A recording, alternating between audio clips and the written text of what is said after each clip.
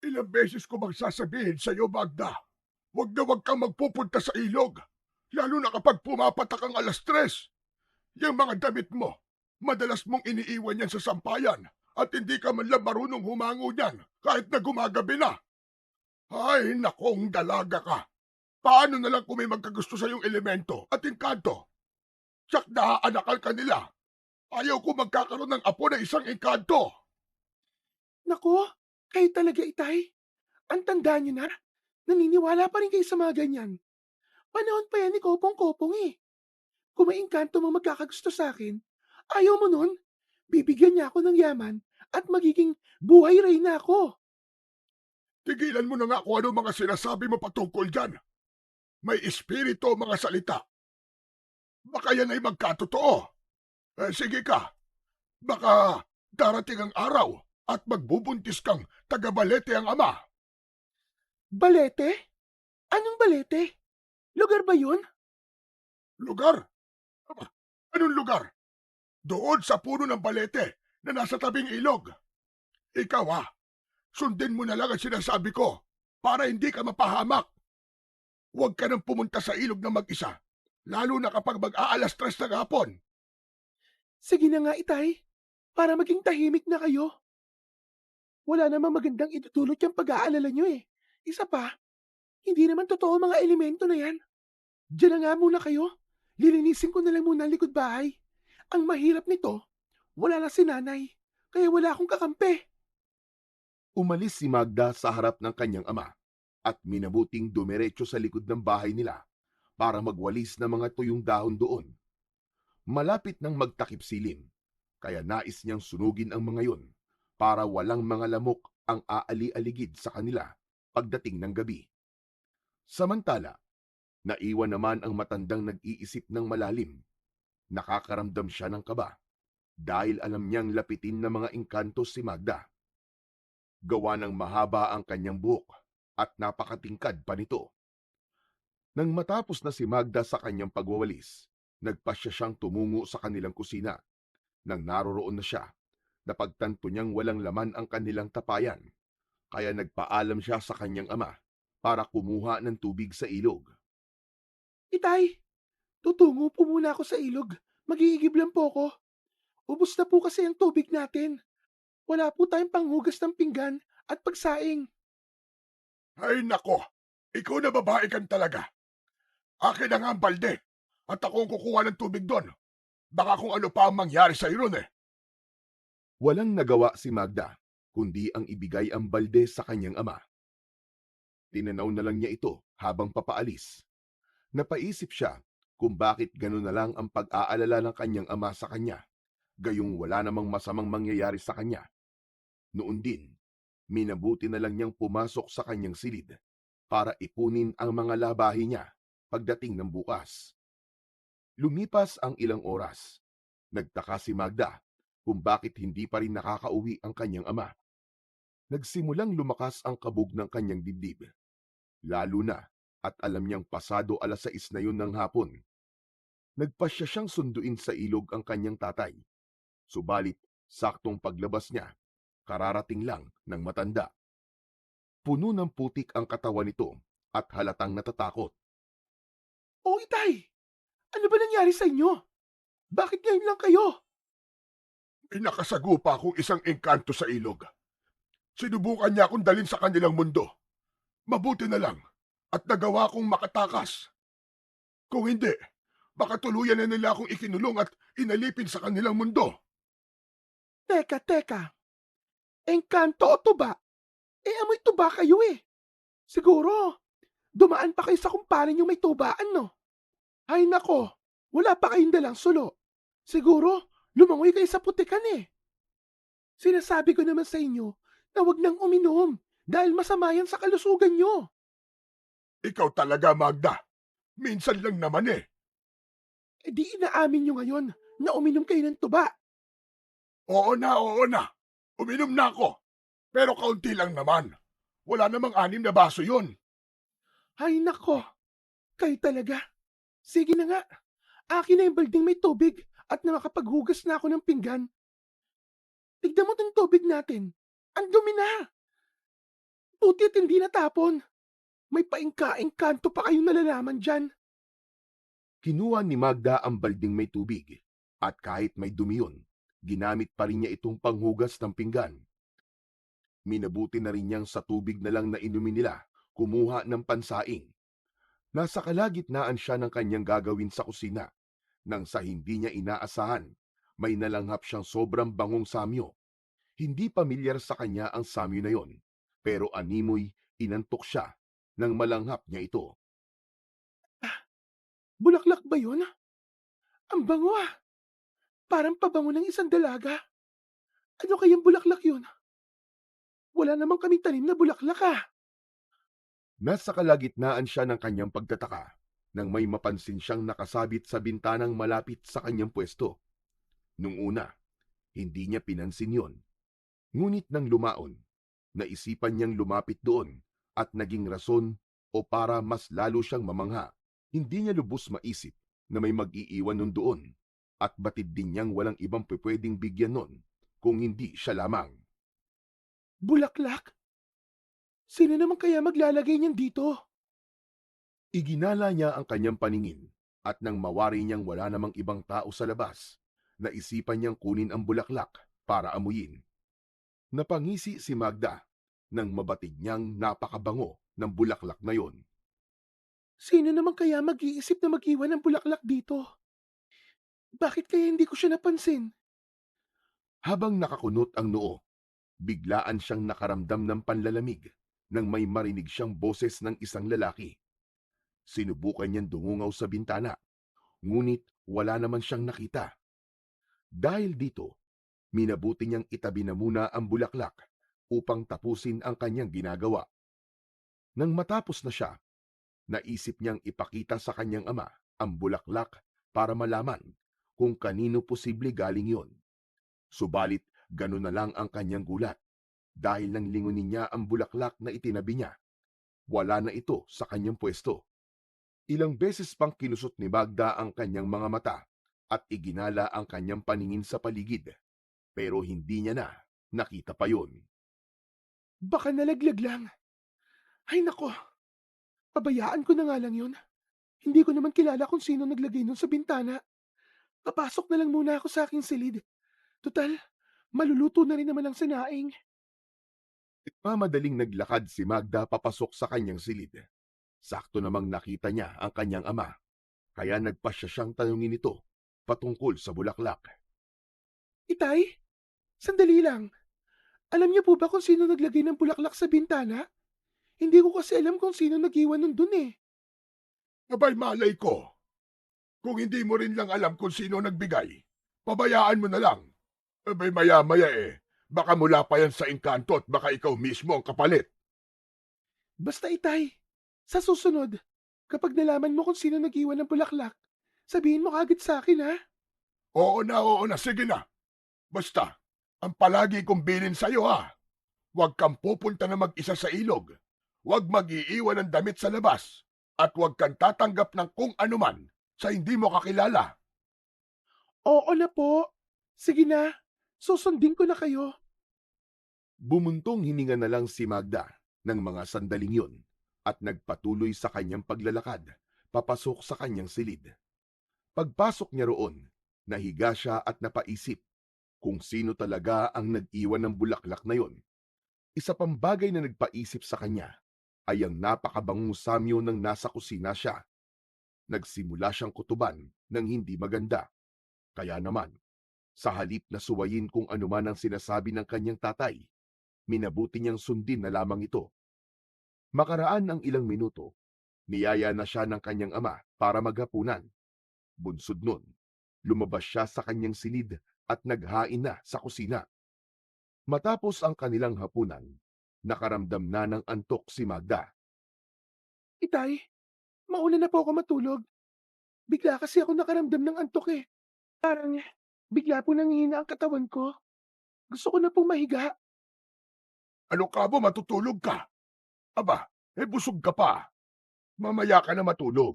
Kung ako sa'yo, maglakad-lakad ka na muna at nang matunawang ka. Napatango si Magda sa sinabi ng kanyang ama. Ngunit sa halip na sundin ito, Minabuti niyang pumasok sa kanyang silid at naglatag na ng banig.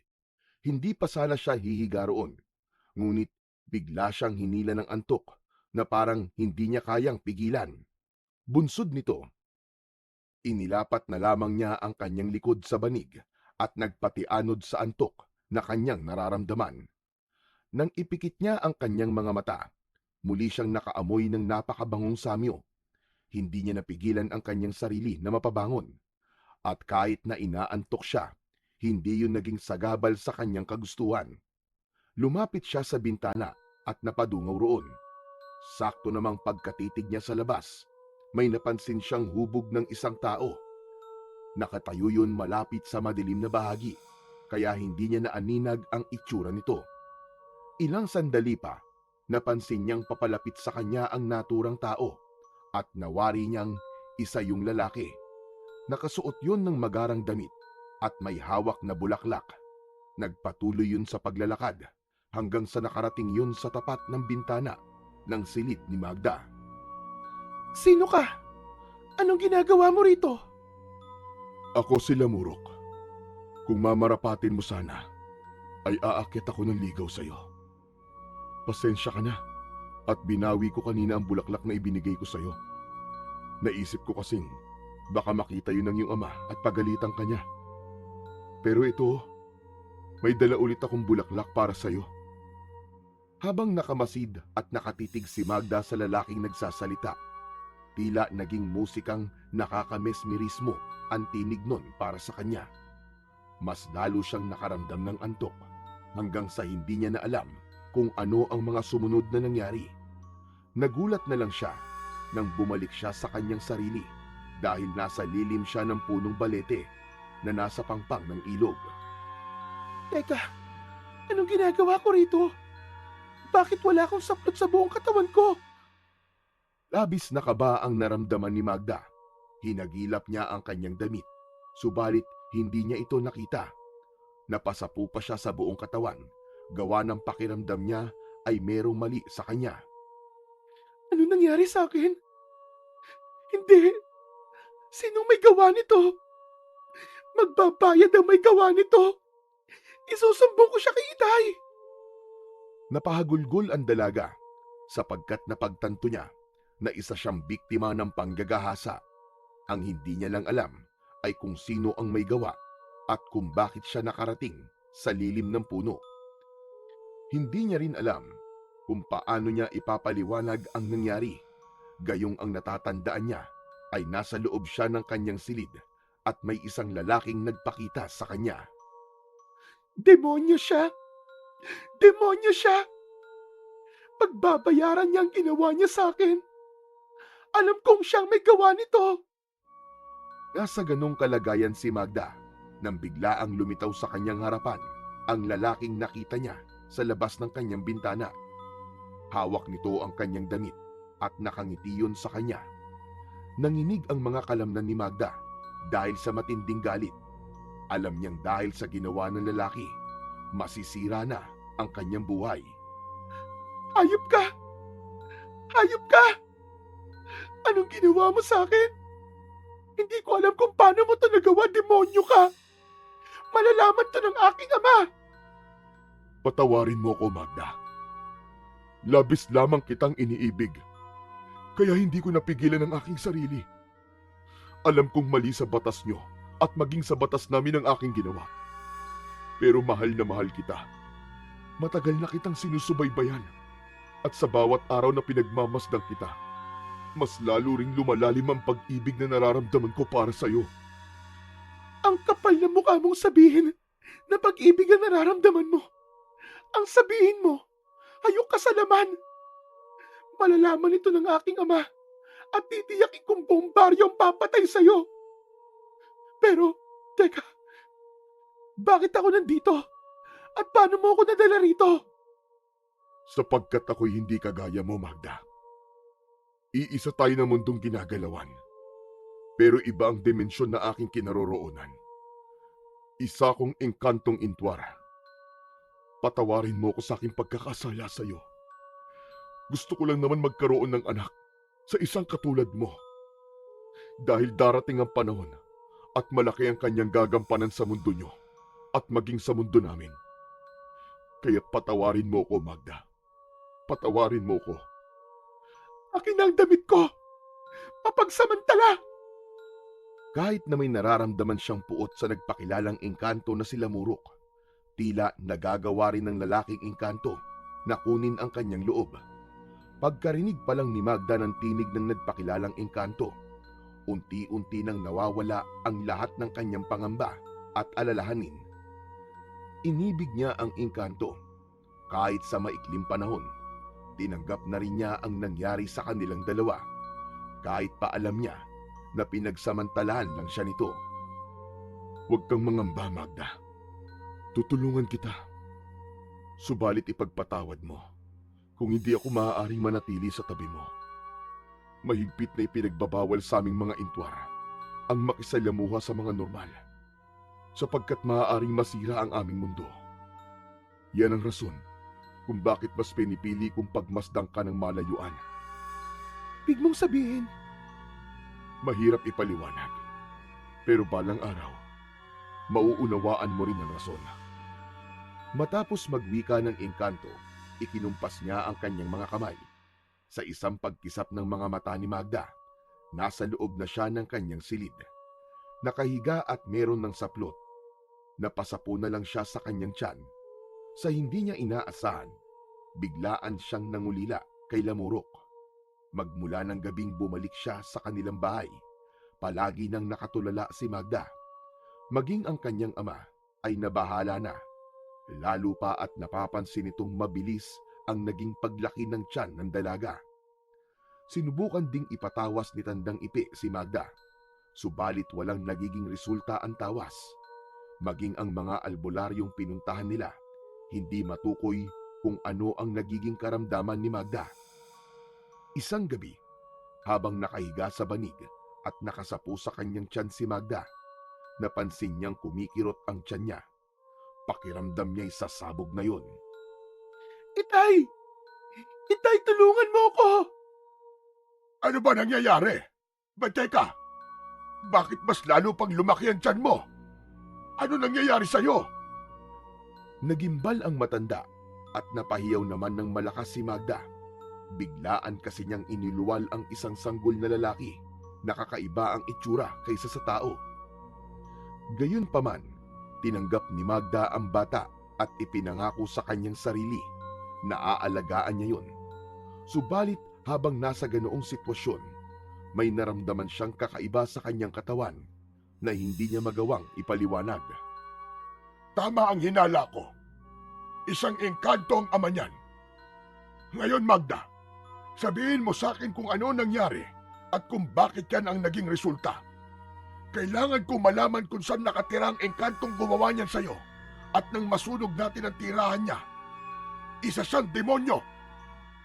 Isang malakas na pag-ungol ang nagawa ni Magda bilang tugon. Humugot siya ng kanyang hininga at napasigaw na lang si Tandang Ipi nang mawari niyang nalagutan na ng hininga ang kanyang anak habang dilap ang mga mata. Anak ko! Demonyo sila! Bakit nila ginawa ito sa'yo? Itong batang ito ay isang demonyo! Dapat itong mamatay! Dahil ito ang rason ng pagkakamatay ng aking mahal na anak! Nanginig ang buong katawan ni Tandang Ipi dahil sa pagkamatay ni Magda.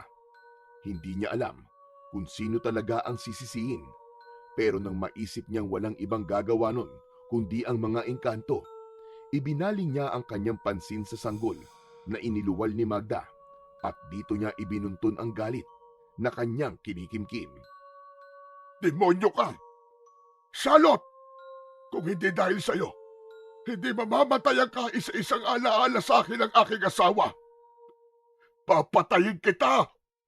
Papatayin kita, bata ka! Wala kang karapatang mabuhay sa mundong ito! Walang pagdadalawang isip na kinarga ni Tandang Ipi ang sanggol. Pinagmasdan niya ang mukha nito at gano'n na lang ang kanyang gulat nang mapagtanto niyang nag-iba ang anyo ng sanggol. Kung nung una may mahaba itong tenga, May kulay gintong buhok at puting-puti ang balat. Pero ng mga sandaling yun, naging kawangis ito ng isang normal na sanggol.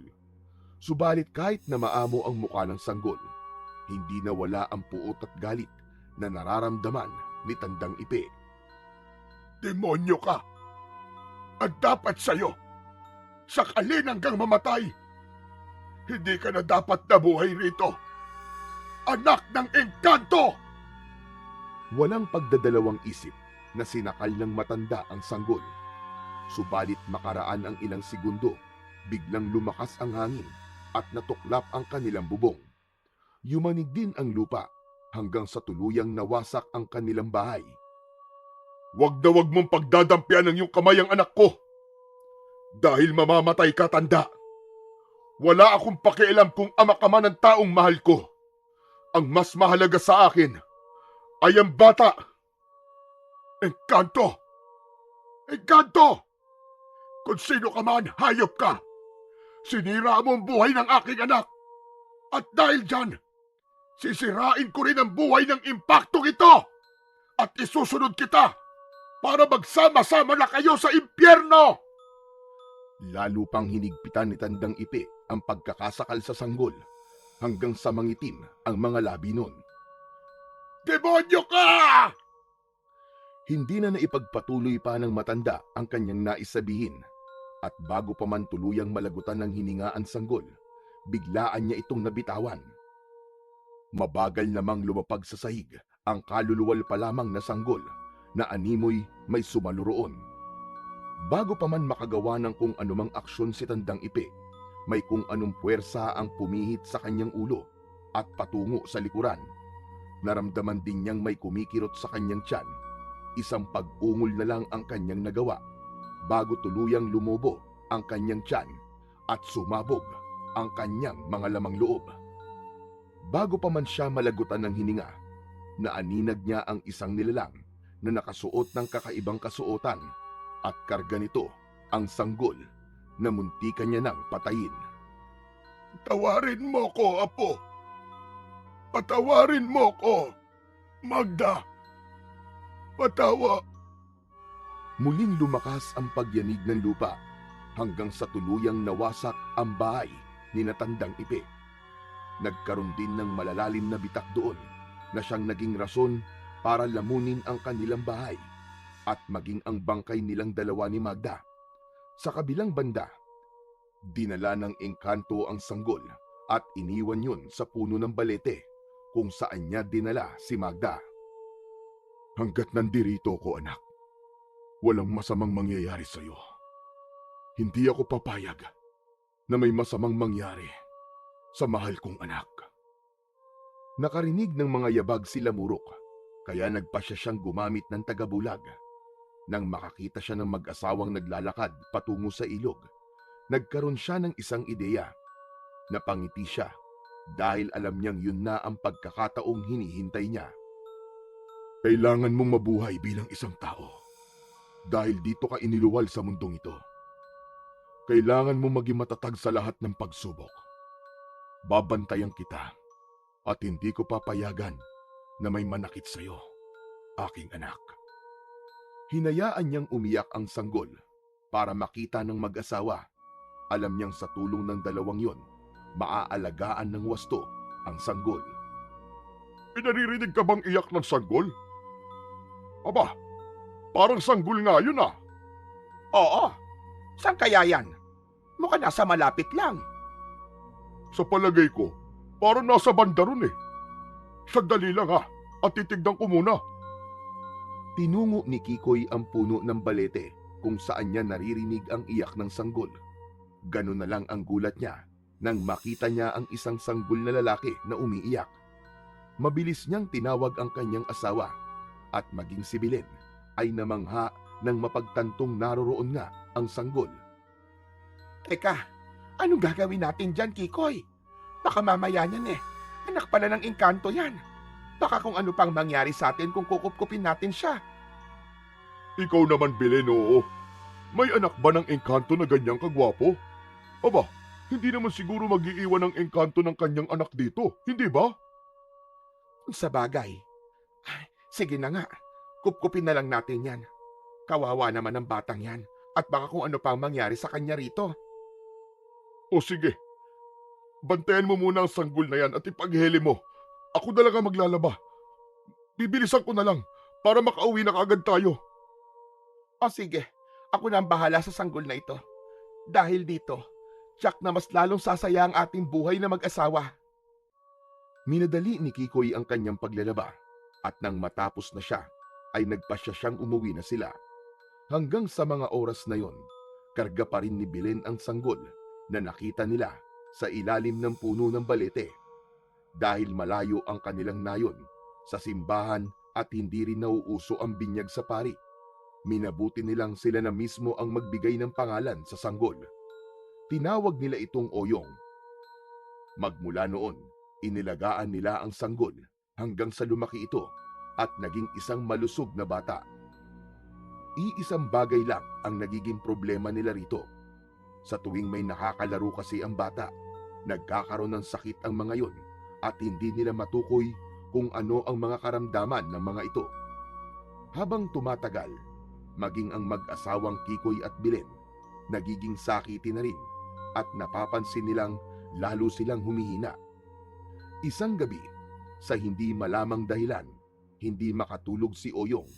Hindi ito mapakali habang papalit-palit ng posisyon sa paghiga.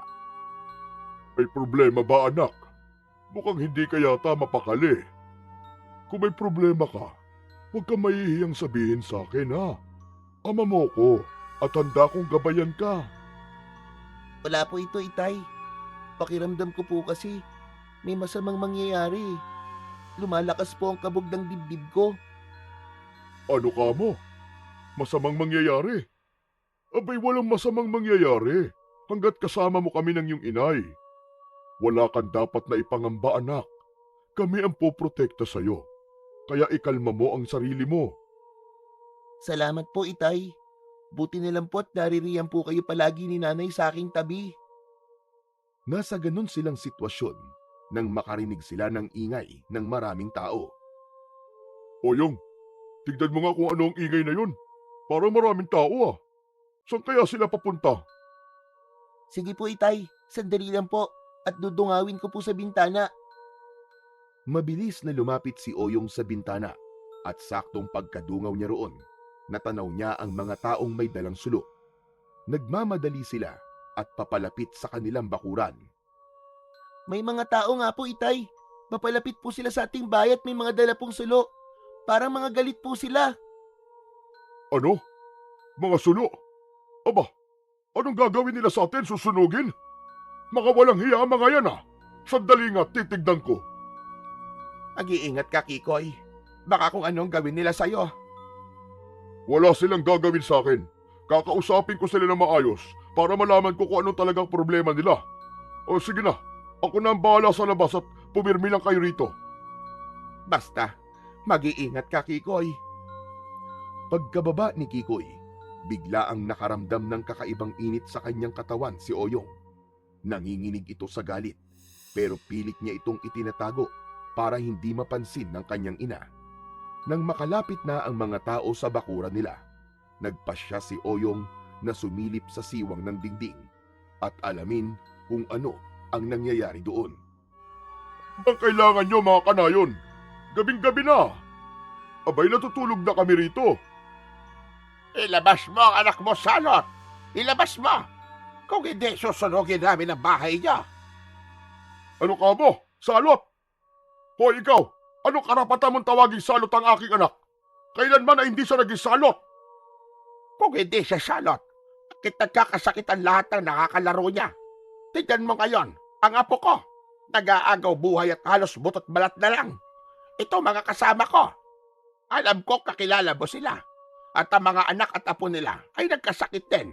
Pagbuhat na makipaglaro yan sa anak mong Salot. Maghinay-hinay ka sa pagsasalita mo, tanda. Wala kang karapatan na sabihin yan dahil hindi mo pinapakain si Oyong. Hala, sige, umalis na kayo rito dahil nagpapahinga kami. Kung gusto niyo mang disturbohin niyo ang isa't isa at huwag kami. Lalong nanggalaiti ang mga tao sa sinabi ni Kikoy at kahit na anong pagpigil sa kanila, hindi pa rin sila nagpaawat. Ang bawat isa sa mga tao roon ay nais na makuha si Oyong dahil itinuring nila itong salot. Nang mga sandaling yon, nagkasundo ang mga tao na puwersahang pasukin ang bakuran ni Kikoy. Itinulak nila ito at nagmadaling pumasok ang mga tao. Ilang beses nilang tinawag si Oyong at sinabihang bumaba. Nagkibit balikat na lang si Oyong at habang nakasilip sa siwang, may nakita siyang isang lalaking nakatayo sa hindi kalayuan. Alam niyang hindi si Kiko yun, kaya kumunot ang kanyang noo. Sino kaya yun? Hindi kaya kasamahan siya ng mga tao? Habang nasa ganoong sitwasyon siya, nagbanta ang mga tao na kung hindi siya bababa, susunugin nila ang bahay ni Oyong. Hinilabutan siya at hindi niya napigilan ang kanyang sarili dahil sa nangyari. Sige na po! Sige na po, bababa na po ako! Huwag lamang po niyong saktan ng aking mga magulang! Pagkarinig ng mga tao sa kanyang tinig, naghiyawan sila at mas lalo pang lumakas ang kanilang pagtawag sa kanya bilang salot. Huwag kang bababa, anak! Tiyak nasasaktan ka ng mga yan! Oyong! Ayos lang po, Itay.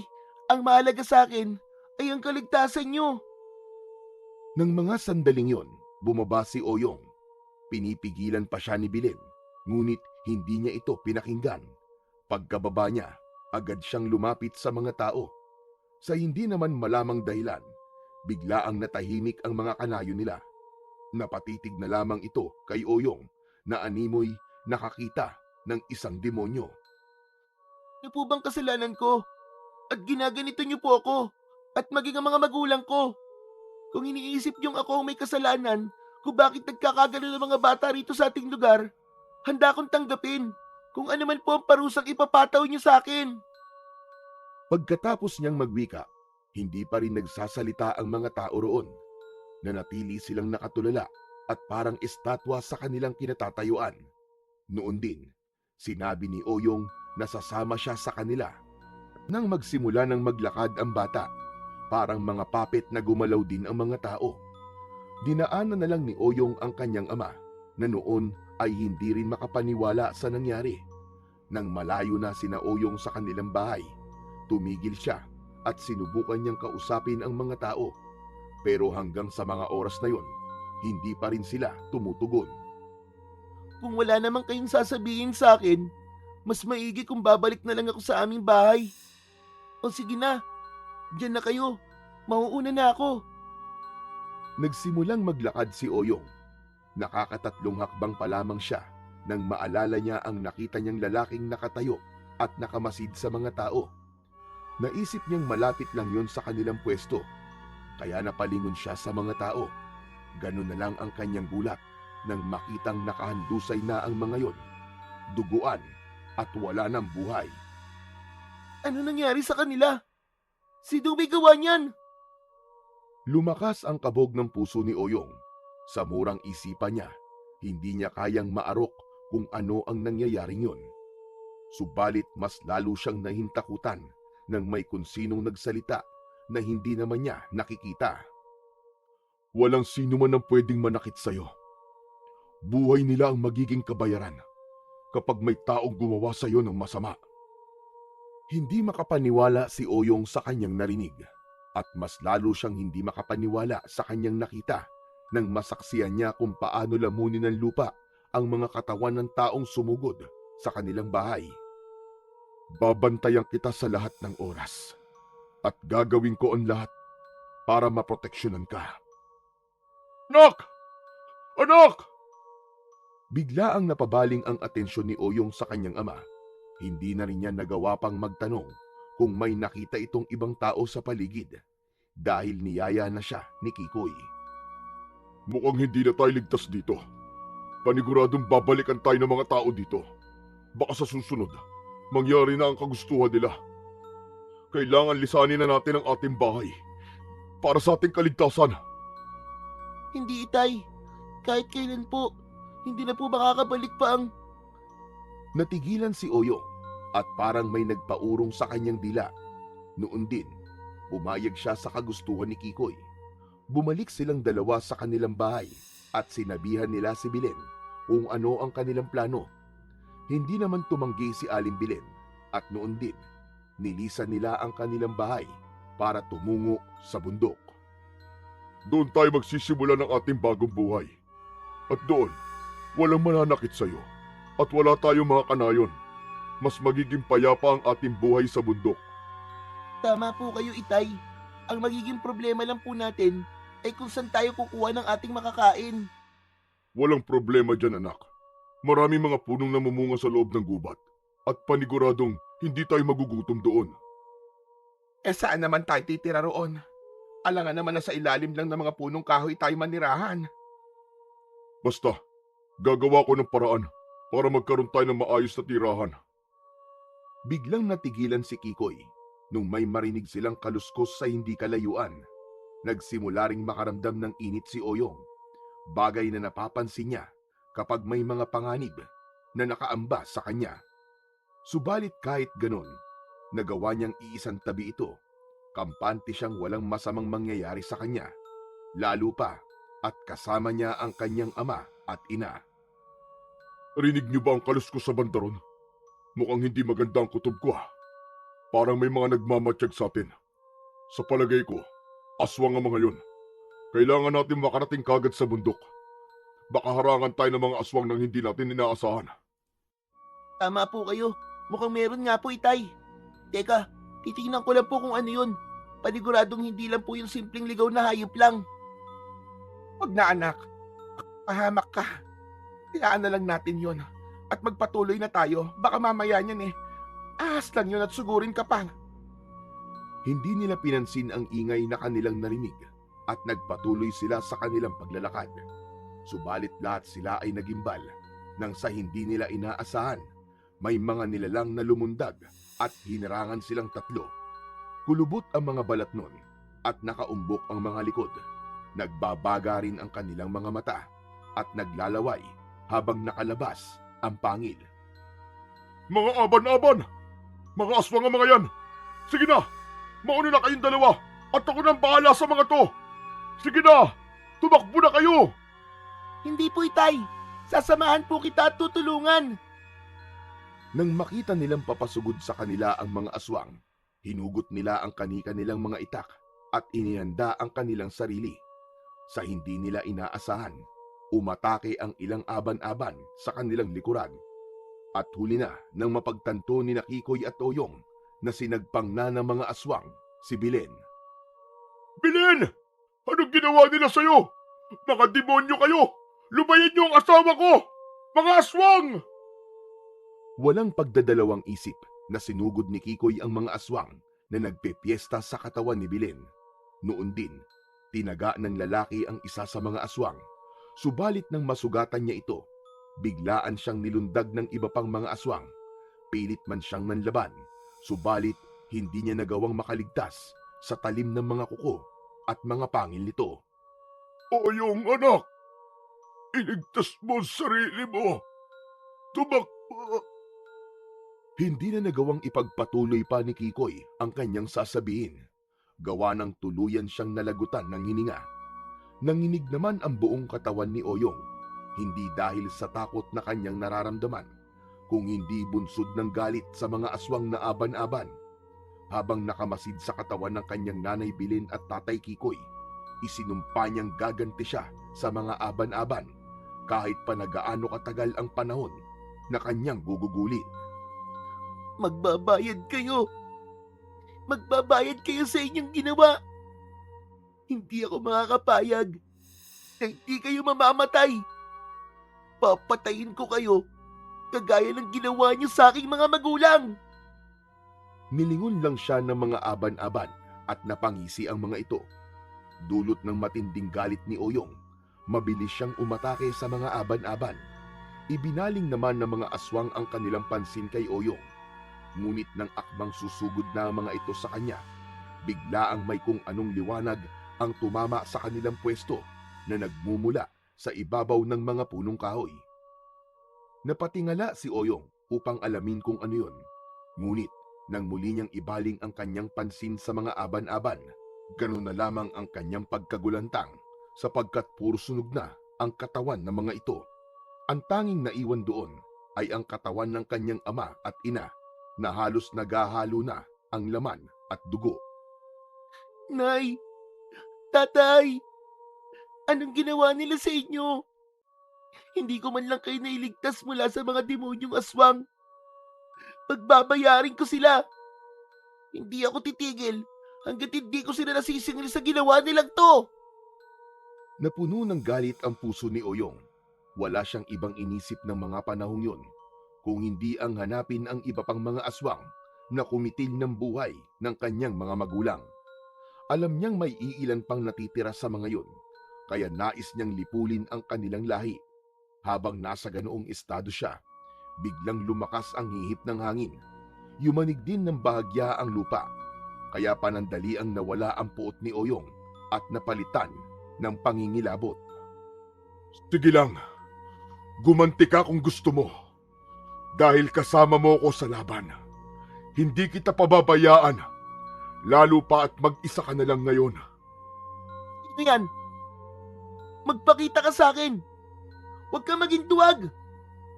Sa ngayon, hindi muna ako magpapakita sa iyo. Sapat nang nakakausap kita at natutulungan sa mga pagsubok na kinakaharap mo. Iwan mo na rin ang katawan ng mga kinikilala mo magulang. Tumungo ka sa bundok at doon may nakalaan para sa iyo. Hindi ko iiwan ang aking mga magulang dito. Kung sino ka man, huwag kang umastang parang magulang ko. Hindi ko sila iiwan dito at sasama ako sa kanila. Kahit na ikamatay ko man. Iniisip ko lang ang kaligtasan mo. Kung naroroon ka sa bundok, hindi ka madaling matutunto ng mga aswang dahil may proteksyon ko ang kubong nakalaan para sa iyo. Ang mga kinikilala mo pa lang na mga magulang ang pinaslang nila at paniguradong maging ikaw ay tutugisin ng mga aban-aban na yon. Paano mo nalaman? Sino ka ba? Bakit parang ang dami mong alam? Huwag mo akong pangunahan. Hindi ko iiwan ang mga magulang ko. Ilang beses ko bang uulitin? Hindi na mahalaga kung sino ko. Ang importante sa akin ay ang kaligtasan mo. Kaya't sa ayaw at sa gusto mo, dadalhin kita sa bundok at doon ka muna mananatili.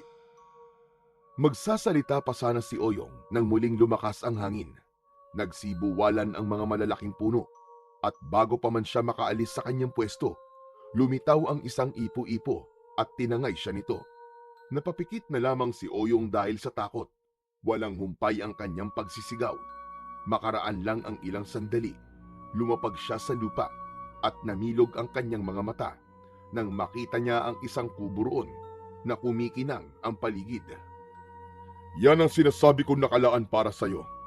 Diyan ka maninirahan habang inihahanda mo ang iyong sarili sa muli mong pagharap sa mga aban-aban. Sino ka ba talaga? At anong dahilan mo para tulungan ako? Nandirito na tayo sa lugar na sinasabi mo. Kaya maaari ka na magpakita sa akin. Hindi pa sa ngayon. Dahil kung makikilala mo ko at kung magpapakita ko sa iyo, tiyak na mas lalo ka mapapalapit sa mga panganib. Aaminin ko na ipit ka sa away ng mga intwar at aban-aban. Kaya kanila hinahabol at gustong patayin. Isa kang malaking banta para sa mga aban-aban. Alam nila yon simula pa lang nung iluwal ka rito sa mundong ito. Bakit? Paano nangyari yun? Ano bang pakialam ko sa mga intwar at aban-aban na yan? Malalaman mo rin pagdating ng tamang panahon. Pero sa ngayon, mas maigi kung magpapahinga ka na muna. Marami kang napagdaanan at marami ka pang mapagdadaanan. Kailangan mo mag-ipon ng lakas. Siya nga pala, isang tabi mo yung itak mo. Walang silbihan sa mga aban-aban. Dahil sa mga pinatulis na kahoy o kawayan lamang sila namamatay. Napatitig si Oyong sa kanyang itak at napaisip. Subalit sa halip na sundin ang sinabi ng boses, minabuti niyang dalhin ang naturang itak sa loob ng kubo. Hindi napigilan ni Oyong ang mamangha dahil halos lahat sa loob ng kubong yun ay mamahalin. Hindi niya alam kung saan yun nagmula, pero nagpasalamat siya sa tinig na nagdala sa kanya roon. Saktong pagpasok niya, biglaan siyang nakaramdam ng antok. Sa hindi niya inaasahan, nabuwal siya sa sahig at tuluyang nakatulog. Hindi niya na alam kung ilang araw o linggo siyang nakatulog doon. Pagkagising niya, pakiramdam niya ay tila nabawasan ang sakit na kanyang nararamdaman, dulot ng pagkamatay ng kanyang ama at ina. Walang ano-ano, may naulinagan siyang kaluskos sa labas ng kubo. Naging hindi maganda ang kanyang kutob, kaya napabangon siya at minabuting silipin kung ano ang nasa labas. Nagkataon naman na maliwanag ang buwan at kita ang paligid, kaya hindi nakaligtas mula sa kanyang paningin ang 3 aswang na may nakaumbok sa likuran. Iisa lang ang kanyang naisip ng mga sandaling yon, kaya kinabahan siya. Ang mga aban-aban, paniguradong sinundan nila ako rito. Anong gagawin ko? Huwag kang mangamba. Hindi ka nila masasaktan hanggat nasa loob ka ng kubo. Napakunot ang noo ni Oyong. Pakiramdam niya'y nasa tabi niya ang kumakausap sa kanya. Ngunit kahit saan dako man siya mapatitig, hindi niya ito nakikita. Nang maulinagan niyang paalis na ang mga yabag, minabuti niyang tignan ulit ang labas. Napailing na lang siya at sa isang iglap ay nagdesisyon siya kung ano ang dapat niyang gawin ng gabing yon. Susundan ko sila. Kailangan malaman ko kung saan sila nagkukuta. Hindi ko papayagang mabaliwala lang ang pagkamatay ng aking mga magulang. Huwag mong gagawin kung ano man ang iniisip mo. Ipapahamak mo lamang ang iyong sarili. Hayaan mong ako ang gumawa ng paraan. Manatili ka na lang sa loob ng kubo. Hindi mo ako mapipigilan. Kailangan may paghiganti ko ang aking mga magulang na pinatay ng mga aban-aban. Kapag umalis ka at susugod doon na mag-isa, paniguradong papatayin ka lang nila. Alam nilang may dugo kang intwar. At ang pagiging kalahating tao mo at kalahating engkanto ang siyang magiging hadlang sa kanilang mga kagustuhan na magasik ng lagim sa kanayunan. Wala akong pakialam. Kahit na bata pa ako, ang mahalaga sa akin ay may paghiganti ko ang aking ama't ina. Wala akong pakialam sa mangyayari sa akin. Isa pa, hindi ko alam kung anong pinagsasabi mo. Hindi ako isang anak ng engkanto. Nagkakamali ka, Oyong.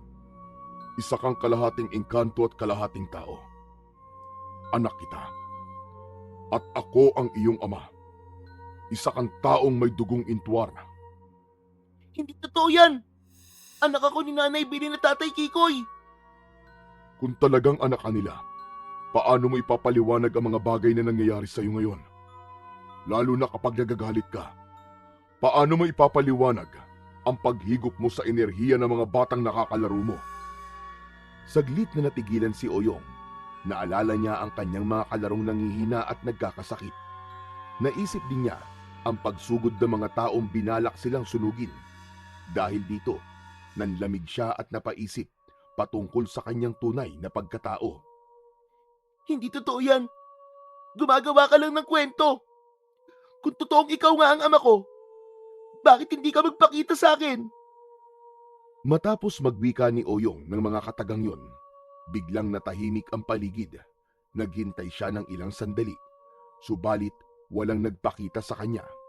Bunsod nito, isinantabi niya ang ganong bagay at ibinaling ang atensyon sa mga aban-aban.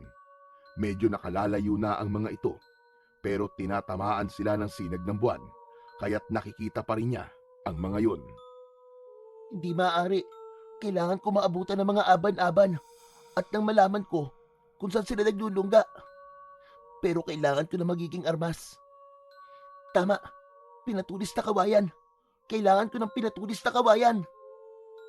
May narinig pa siyang boses, subalit minabuti niyang wag ng pakinggan at pansinin yon.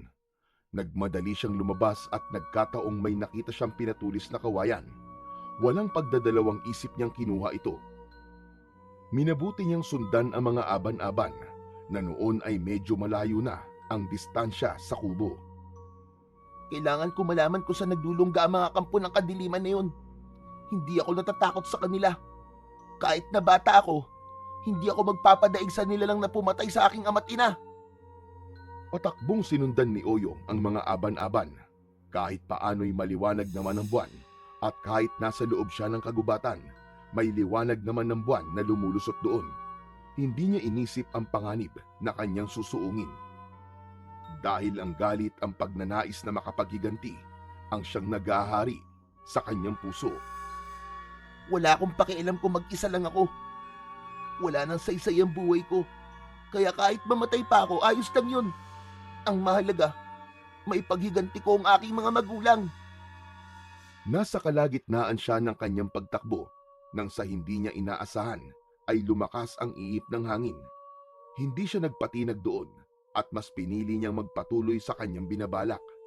Halos hindi makapaniwala si Oyong, gawa ng mas naging mabilis ang kanyang pagtakbo hanggang sa makita niyang pumasok sa isang yungib ang mga aban-aban na kanyang sinusundan. Papasok na rin sana siya sa yungib pero may nakita siyang mga bagay na kumikinang sa hindi kalayuan. Kunin mo ang mga gintong yan at gamitin. Magagawa mong lansihin ang mga aban-aban dyan dahil napakahilig nila sa ginto at diamante. Sige, kukunin ko yan at gagamitin laban sa kanila. Walang agam-agam niyang kinuha ang mga ginto at nagpatuloy siya sa kanyang pag-usad. Dahil natanaw niyang pumasok sa yungib ang tatlong hinahabol niya, pumasok na rin siya roon. Pilit niyang tiniis ang malansa at amoy bulok na amoy sa loob nun.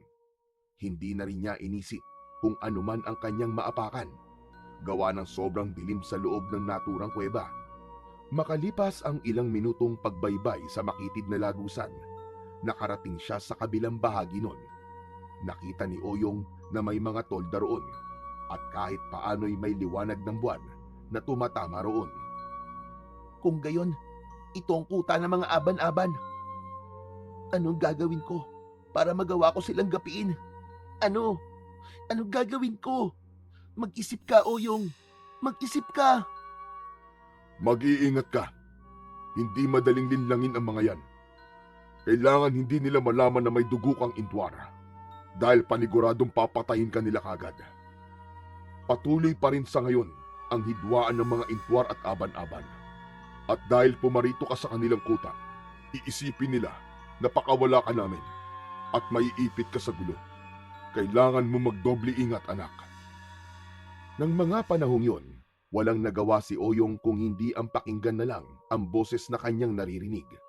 Alam niyang may mabuting idudulot yon sa kanya dahil tila ginagabayan siya nito. Naramdaman na rin niya ang koneksyon nilang dalawa, kaya kampante siyang hindi siya nito ipapahamak. Ipikit mo lang ang iyong mga mata at hayaan mo ang iyong sarili na mag-isip ng kung ano-ano. Dadalhin ka ng iyong isipan sa lugar kung saan ka nagmula at makikita mo ang aking itsura. Sinunod ni Oyong ang sinabi ng tinig sa kanya at nang ipikit nga niya ang kanyang mga mata, nakaramdam siya ng kung anumang enerhiya. Nagpatianod siya sa kung anumang pumapasok sa kanyang isipan hanggang sa makakita siya ng kakaibang mundo. May nakita rin siyang isang lalaki na kamukha niya at patuloy itong nagsasalita. Kinutuban ng hindi maganda si Oyong, kaya agad niyang iminulat ang kanyang mga mata. Napaigtad na lang siya nang mapansin niyang may kung anong puwersang bumalot sa kanyang buong katawan. Magmula sa mga oras na ito, anak, mas mangingibabaw ang iyong pagiging intwar. At dahil ikaw ay kalahating tao, mas mahihirapan ang mga aban-aban na mawari ang dugong engkanto na nananalaytay sa iyong ugat. Intwar? Ano yun? Ikaw, ako, at marami pang mga kauri natin. Tayong mga intwar ay nahahanay sa mga matataas na engkanto. Ang mga katulad namin ay bibihira lamang sa mundo nyo. Pero dahil ayaw ko mapahamak ka, simulat sa pool ay binabantayan na kita at sinusubaybayan. Kung gayon, isa rin ba akong engkanto? Ikaw rin ba nakita ko nung ipinikit ko ang aking mga mata? Ako nga, at ako ang tunay mong ama.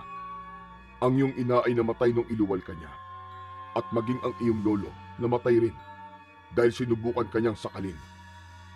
Pagkatapos magwika nila Murok ng mga katagang yon, agad siyang nagpakita kay Oyong. Hindi naman nakapagsalita ang bata, gawa ng hindi siya makapaniwala sa tumambad sa kanya. Magkahawig na magkahawig sila sa anumang aspeto, kaya parang humarap sa salamin si Oyong. Ako ang iyong ama, at nandito ko para gabayan ka. Huwag kang mag-alala, anak.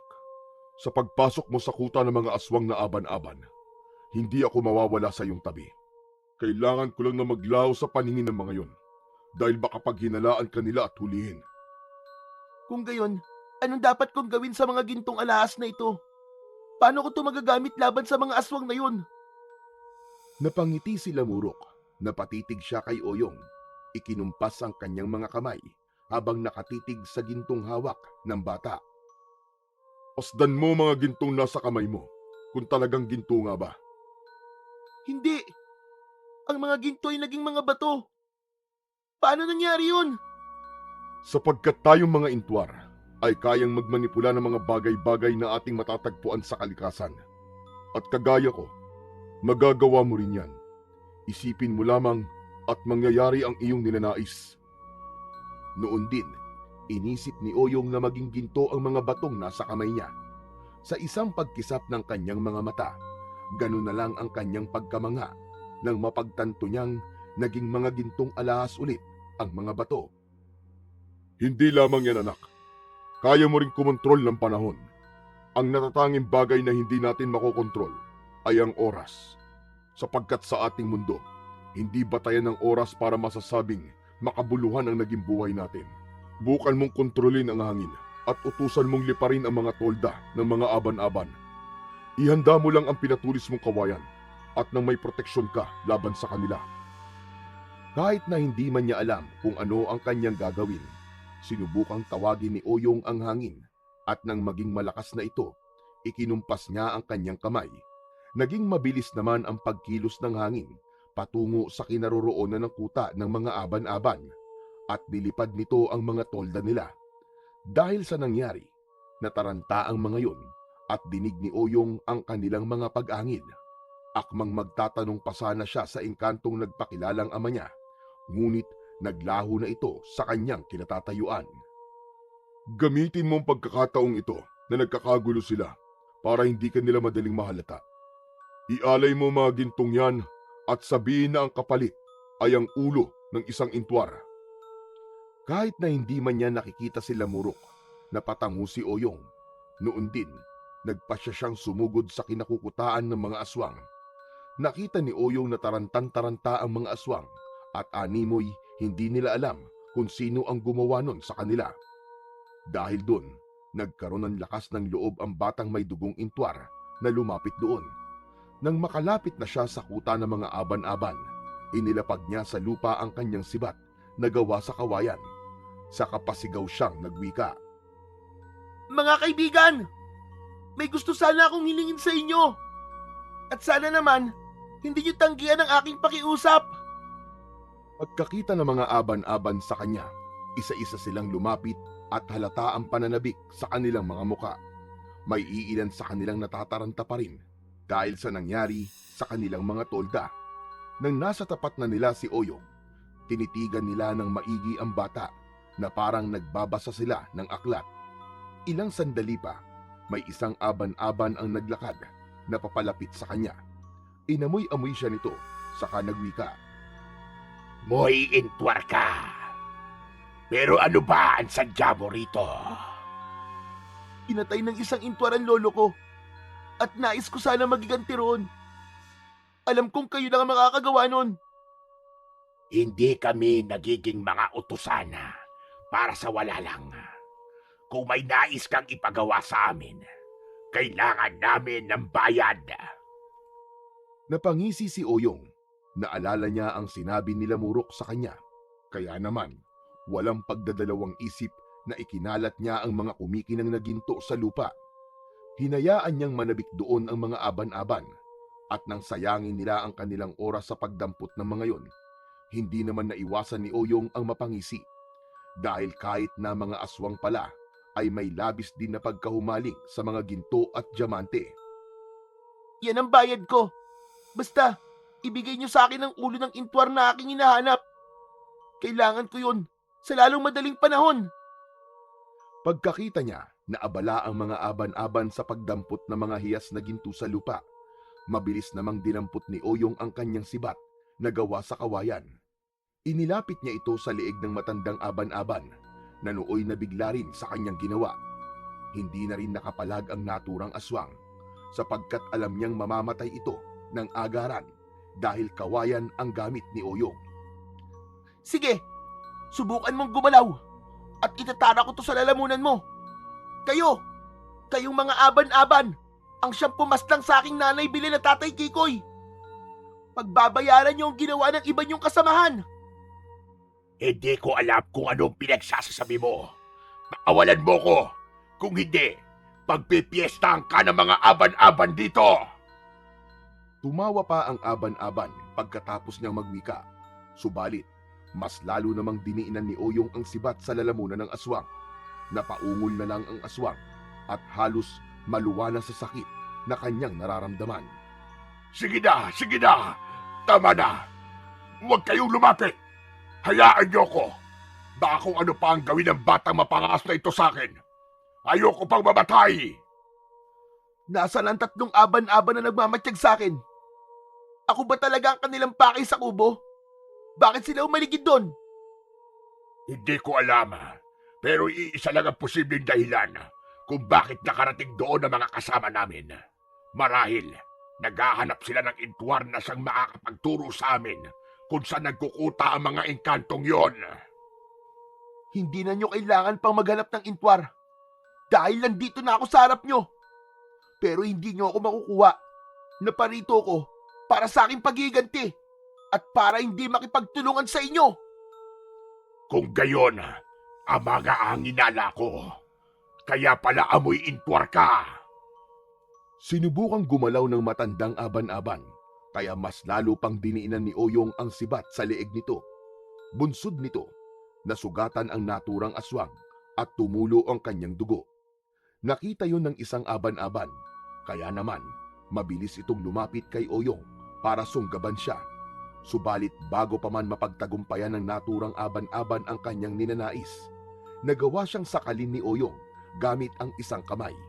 Sinubukan pang magpumiglas ng nasabing aswang, ngunit ibinalibag siya ng batang may dugong intwar, dahilan para tumilapon ito sa iba pa niyang mga kauri. Yan ang nararapat sa'yo. Sige, sumugod kayo. Sino pang gustong umatake sa akin? Nagsiangilan ang mga aban-aban nang wikain yun ni Oyong. Ang bawat isa sa kanila ay sabik na malapitan ang bata. Subalit natatakot sila sa kung anumang posibleng mangyari sa kanila. Walang ano-ano, biglang umalis ang matandang aban-aban sa kanyang pwesto at sinubukan niyang kagatin sa leeg si Oyong. Subalit bago pa man mangyari ang kanyang plano, buong lakas nang itinarak ng bata ang hawak niyang kawayang sibat sa bunganga ng naturang aban-aban. Napansin niyang gumalaw ang iba pang mga aswang at binalak siyang sugurin ng mga ito, kaya inikot ni Oyong ang kanyang paningin sa kanila. Sige lang, isa pang galaw nyo. At tutuluyan ko na ang matandang aban-aban na ito. Huwag niyo kong intindihin. Sugurin niyo na ang bata niyan at patayin. Kapag namatay siya, tiyak na hindi kayo mahihirapang maghanap ng iba pang mga intwar. Kinutuban ng hindi maganda si Oyong nang makita niyang humahanda ang mga aswang na aban-aban para sugurin siya. Buong lakas niyang ibinaon ng husto ang kawayang sibat sa bunganga ng matandang aban-aban. Naging dahilan yun para tumagos ang kawayan sa batok ng naturang aswang. Pagkakita naman ng ibang aswang sa ginawa ni Oyong, nanggalaiti sila at binalak na sumugod. Ito na babagay sa'yo. Magbabayad kayo sa pagkamatay ni Tatay Kikoy at Nanay Bilen. Pinagmasdan ni Oyong ang mga bato na naroroon at inisip na lilipad ang mga ito sa kakusang tatama sa mga aban-aban. Ilang sandali lamang, lumutang ang mga bato sa ere. Nagimbal ang mga aban-aban at halos hindi sila nakagalaw dulot ng sindak. Nung mapagtanto nila kung ano ang binabalak ni Oyong, mabilis silang sumugod sa bata. Ngunit bago pa man sila makalapit kay Oyong, tumama na sa kanila ang napakaraming mga bato at halos lahat ng mga aban-aban ay bumagsak sa lupa. Noon din, hinugot ni Oyong ang sibat na kawayan sa bunganga ng matandang aswang. Kung iniisip niyong basta-basta lang ako magpapahuli sa inyo ng buhay, nagkakamali kayo. Kung tutuusin, Kaya ko kayong patayin sa pamamagitan ng paghigop ng inyong enerhiya. Pero hindi ko gagawin yon. Bilang ganti sa inyo, papatayin ko kayo ng paunti-unti. Isa-isang bumangon ang mga nagsibagsakang aban-aban. Mas lalo pang naging mabalasik ang kanilang mga itsura habang nakatitig sa batang si Oyong. Inihanda na lamang ng bata ang kanyang sibat. Nang sa gayon, maitarak niya ito sa unang aswang na lalapit sa kanya. Nang mga panahong yun, umaligid sa kanya ang napakaraming aban-aban. Ang bawat isa sa mga aswang, naghahanda para sa kanilang pag-atake. Walang ano-ano, biglang yumanig ng malakas ang lupa. Kaya iginala ni Oyong ang kanyang paningin sa paligid hanggang sa may maaninag siyang figurang nakatayo sa hindi kalayuan. Kahit daliri nyo, huwag nyong idadampi sa batang yan. Ako ang kalabanin nyo at nang malaman natin kung hanggang saan ang kakayahan nyong mga aban-aban. Naririto ka. O sige, tingnan natin kung hanggang saan naabot ang tapang nyo mga aswang kayo. Ayuan nyo ang batang yan at ako ang kalabanin nyo. Pagkatapos magwika ni Lamurok ng mga katagang yon, mabilis siyang naglaho sa paningin ni Oyong. Maging ang bata ay nagulat nang sa isang pagkisap ng kanyang mga mata. Nasa tabi na niya si Lamurok. Ayos ka lang ba, anak? Anong ginawa nila sa'yo? Ayos lang po ako. Buti po dumating kayo. Hindi ko alam kung paano ko matatalo ang lahat ng to eh. Kaya mo matalo mga yan, anak. Magtiwala ka lamang sa sarili mong kakayahan. Alalahanin mong nananalaytay sa'yo ang pagiging intwar. At isa tayo sa mga pinakamakapangyarihang uri ng engkanto. At ngayon, kayo mga aban-aban, dito natin tatapusin ang hidwaang ito. Tignan natin kung ano magagawa nyo laban sa amin ng anak ko. Napatitig na lang si Oyong kay Lamurok at noon din, naramdaman niya ang tinatawag nilang lukso ng dugo. Umangil ang mga aban-aban na yon at nagsimula sa kanilang pag-atake kina Oyong. Inihanda na lamang ng bata ang kanyang hawak na sibat at ang bawat aban-aban na lumalapit sa kanya, sinusugatan niya ng hawak niyang armas. Huwag mong isipin ang pagod, anak. Ang isipin mo ay kung paano mo magagantian ang mga aswang na ito na pumaslang sa mga tumayong magulang mo. Sana, pagkatapos ng labanang ito, matanggap mo na sa sarili mo na ako ang iyong tunay na ama at bahagi ng iyong katauhan ng pagiging intwar. Sige ama, isa sa isip ko ang sinabi mo. Nagkatinginan sina Oyong at Lamurok. Napangiti na lang ang lalaking itwar at napatango kay Oyong. Sinabihan pa niya ang bata na huwag hahayaang makalapit ang mga aban-aban sa kanya dahil haharapin niya ang iba sa mga ito. Agad ding umalis sa tabi ni Oyong ang lalaking engkanto, kaya nakaramdam siya ng pagkabahala. Hindi ako dapat na mabahala. Kung talagang isa akong intwar, may kakayahan akong wala sa mga aban-aban na ito. At yun ang lamang ko sa kanila. Nagpatuloy sa pakikipaglaban sa mga aban-aban si Oyong. Hindi niya na naibaling pa ang kanyang atensyon sa kanyang tunay na ama dahil marami rin siyang nakakalabang aban-aban. Subalit nang halos lahat sa mga aban-aban na nakasagupa niya ay nakahandusay na sa lupa, nagkaroon ng ideya si Oyong para mas mapabilis ang pagtalo nila sa mga aswang. Ama! Ngayon na! Pagkasabi niya noon, agad siyang nilingon ni Lamurok. Napatitig naman ang lalaking intwar sa kanya at napatango. Nang mismong sandaling yun, inisip ni Lamurok na mapupuno ng alikabok ang paligid at maging ang buwan ay mababalot ng dilim. Sige na po ama! Ubusin natin ang mga aban-aban na to para sa mga intwar at para sa mga tao! Nang mabalot ng alikabok ang paligid, nataranta ang mga aban-aban. Hindi nila alam kung nasan sina Oyong at Lamurok. Mas lalo pa silang nabahala dahil sa nangyaring eklipse na naging rason para hindi nila ganong makita ang paligid. Nagugulat na lamang sila sa tuwing may tatama sa kanila at nagkakaroon sila ng malalalim na sugat. Sa pagkawala ng alikabok sa paligid at sa pagtapos ng eklipse, halos lahat ng mga aban-aban ay nakahandusay na sa lupa. Ang iilan sa mga yon ay pinipilit pa ang mabuhay. Samantala, ang iba naman sa kanila ay naliligo na sa sarili nilang mga dugo. Iginala pa ni Oyong ang kanyang paningin sa paligid hanggang sa napagtanto niyang wala na roon ang kanyang amang sila Murok.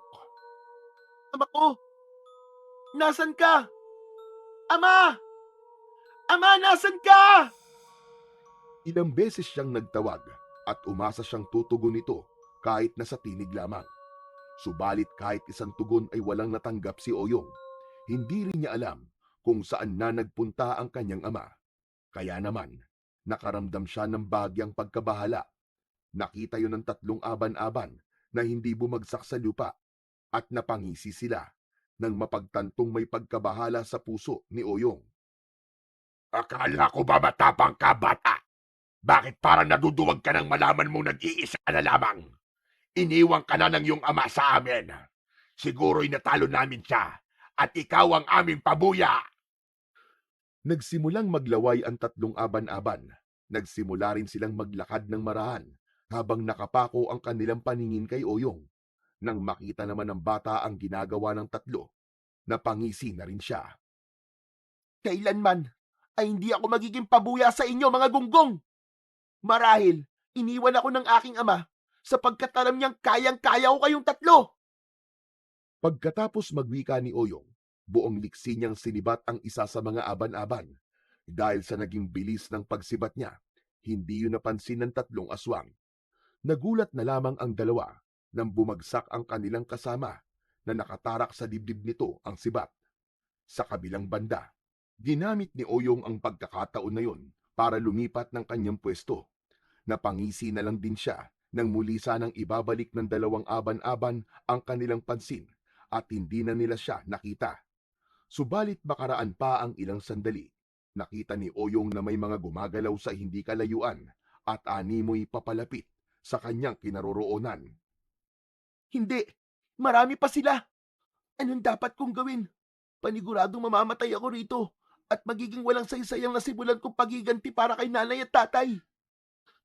Ama, tulungan mo ko. Ano ang mainam kong gawin? Nasa kalagitnaan siya ng kanyang pag-iisip nang bumalik sa kanyang gunita ang sinabi ng kanyang ama patungkol sa kakayahan niyang makontrol ang mga bagay-bagay. Aha, alam ko na. Noon din, napatitig siya sa mga malalaking puno sa bahaging dinadaanan ng mga aban-aban.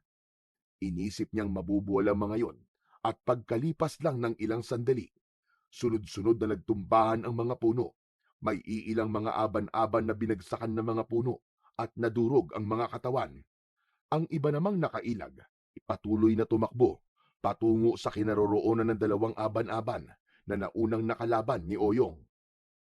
Batang nag-iisa lang ang kalaban nyo, pero nagtawag pa kayo ng inyong mga kasama. Ngayon, sino sa atin ang duwag? Kung iniisip yung natatakot ako, nagkakamali kayo. Lumabas si Oyong sa kanyang pinagtataguan at sinadyang magpakita sa 2 aban-aban.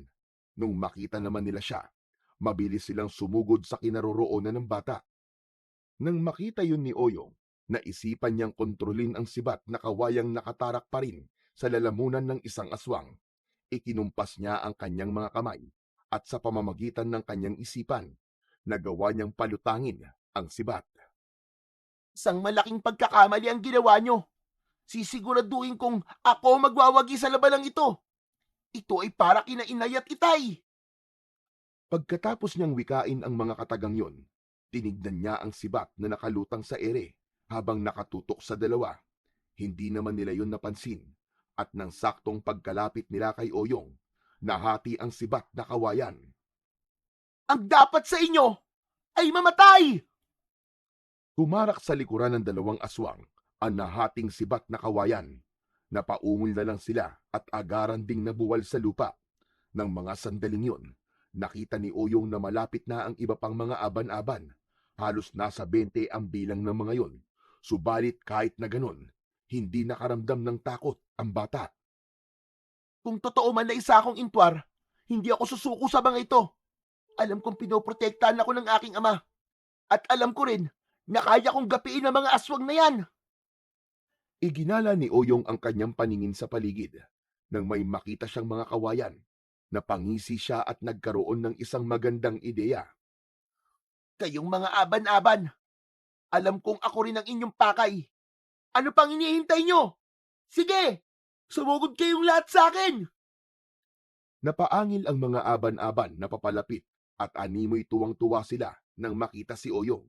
Subalit, bago pa man makalapit ang mga yun sa kanya, ikinumpas ng batang may dugong intwar ang kanyang kamay. Napangiti na lang din siya nang makita niyang nakalutang sa ere ang mga kawayan na naputol sa kani-kanilang puno. Bago pa man tuluyang makalapit sa kanya ng gusto ang mga aban-aban, bumulusok na sa kanila ang dulong bahagi ng mga kawayan. Lahat ng mga aswang ay natuhog nun. Ngunit, para makasiguro, nilapitan sila ni Oyong. Nagkamali kayo at pumarito pa kayo. Pero sa bagay, marahil ginusto talaga ninyong mamatay sa gabing ito. Ngayon, ibibigay ko sa inyo kung ano man ang nararapat. Pinagmasdan silang maigi ni Oyong at inisip ng bata na mapipilipit at sasabog ang kanilang katawan. Matapos yun, ang mga aban-aban na naghihingalo ay napaungol dahil sa labis na sakit. Halos hindi nila magawang tignan si Oyong nang magsimulang pumilipit ang kanilang katawan. Napaatras na lang din ang bata nang sumabog ang katawan ng mga aban-aban. Tapos na, anak ko. Sinasabi ko na nga ba't kahit na mag-isa ka lang, magagawa mo matalo ang mga aswang na yan. Nga maihinang nilalang, isang buong angkan ng aban-aban na gawan talunin ng isang bata na wala ngang halos kakayahan sa pakikipaglaban. Napalingon si Oyong nang marinig niya ang boses ng kanyang tunay na ama. Kahit paano ay nakampante siyang may kasama na siya. Gusto man niya itong sumbatan at sisihin, ngunit alam niyang kahit sa simpleng paraan lang, natulungan naman siya nila Murok. Pagkakita niya sa kanyang tunay na ama, lumapit siya rito at inisisa. Saan ba kayo nagpunta, Ama? Kanina kasama ko kayong lumalaban sa mga aban-aban. Pero nang lumaon, bakit nawala kayo? Napangisi sila Murok sa bata. Tinapik niya ang balikat nito. Nagsimula na rin siyang magpaliwanag patungkol sa kanyang ginawa. Dahil alam niyang naguguluhan ang bata dahil sa mga nangyari. Ang nakasama mo ay isang simulacro lamang. Hindi yun ang pisikal na katauhan ko. Espiritual lang yun. At lumitaw yun dahil meron tayong koneksyon. At yun ang patunay na anak nga kita. Hindi nakapagsalita si Oyong. Napatitig lang siya kay Lamurok. At dahil sa nangyari, nagawa niyang tanggapin ang totoo niyang pagkatao. Gumala sila at doon siniguro nilang patay na ang lahat ng mga aban-aban. Nang masiguro nang wala ng buhay ang mga aswang, ikinumpas ni Lamurok ang kanyang mga kamay. Namulagat na lang ang mga mata ni Oyong nang masaksihan niya kung paano kainin ng lupa ang lahat ng mga aban-aban na yun. Gusto kong magsimula ng bagong buhay na kasama ka, anak. Sumama ka na sa mundo namin. Sa mundo kung saan ka talaga nararapat. Doon, wala kang mararamdamang negatibo dahil positibo ang lahat ng bagay roon. Napabuntong hininga si Oyong. Naisip niya ang kanyang nanay at tatay na nagawa niyang ipaghiganti. Hindi niya lubos maisip na medyo may katagalan pala ang naging laban nila sa mga aban-aban. Palibhasa kasi, hindi raw sumisikat ang araw sa lugar na yon. Kaya namumuhay ang mga aswang na yon nang hindi nangangambang madampian ng sinag ng araw ang kanilang mga balat. Nagawa ko na pong maipaghiganti ang kamatayan ng mga tumayong magulang ko. Naipaghiganti ko na nga po. Pero, hindi ko naman sila kasama. Ngayon, hindi ko po alam kung saan ako pupulutin. Nawala man ang mga kinikilala mong mga magulang. Nandirito pa rin ako. Palagi ka may matatakbuhan. At ako yun, bilang ama mo. Ngayon wala na mga aban-aban na naghahangad sa buhay natin. Magagawa na nating mamuhay ng mapayapa. Pero kung hindi ka pa handa na sumama sa akin, pag-isipan mo muna. Doon ka sa kubo manirahan at ibibigay ko ang lahat ng mga kailangan mo. Maraming salamat po, Ama. Alam kong hindi madali ang magdesisyon. Pero darating po ang panahon na makakapag-isip-isip din po ako. Sa ngayon po, siguro, kailangan ko muna mag-isa. Wala akong pakialam kahit bata pa po ako. Siguro, kaya ko naman po ang aking sarili. Ikaw ang bahala, anak. Pero kung kailangan mo ko, isipin mo lang ako at darating ako sa mismong oras na yon. Maraming salamat po, Ama. Siguro nga po kung wala kayo, baka nalapa na po ako ng mga aban-aban. Wala yon, anak. Walang mga magulang ang nais na masaktan ng kanyang anak. Kahit na hindi man ako nagpapakita sa iyo nung una, ginawa ko naman ang parte ko para maprotektahan ka. Siguro naman, sapat na yon para maiparamdam ko sa iyo na mahal kita. Pagkatapos ng kanilang usapan, nagpasya na silang umalis doon. Sa pamamagitan ng kapangyarihan nila Murok, gumawa siya ng lagusan mula roon, patungo sa kubong nasa bundok, kung saan mananatili si Oyong. Sa isang pagkisap ng mga mata ni Oyong, naroroon na siya sa loob ng kubo. Samantala, hindi niya nakasama roon ang kanyang tunay na ama. Hindi alam ng bata kung ano ang magiging buhay niya roon, kaya hindi naglaon na pagdesisyonan niyang sumama na lamang kay Lamurok sa kanilang mundo. Subalit, hindi naman siya nagtagal doon, gawa ng hindi umayon ang kanyang katawan sa buhay ng isang engkanto. Naisip niya marahil nasa dugo niya ang pagiging intwar, pero hindi ang kanyang katawan at hindi nararapat sa kanilang mundo. Kalaunan, bumalik na lang si Oyong sa mundo ng mga tao at nagpasyang mamuhay ng mag-isa sa kubo. Hindi naman siya nawalan ng pang-araw-araw na kailangan niya, dahil ibinibigay naman yon ng kanyang ama. Sa paglaon, nagagawa niyang tumulong sa mga tao sa pagsugpo sa mga aswang na nananalasa sa mga kanayunan. Maging ang mga tao, hindi makapaniwala na kaya ng isang simpleng bata ang mga ganong gawain. Lingid sa kanilang kaalaman, nananalaytay sa dugo ni Oyong, ang dugong intwar.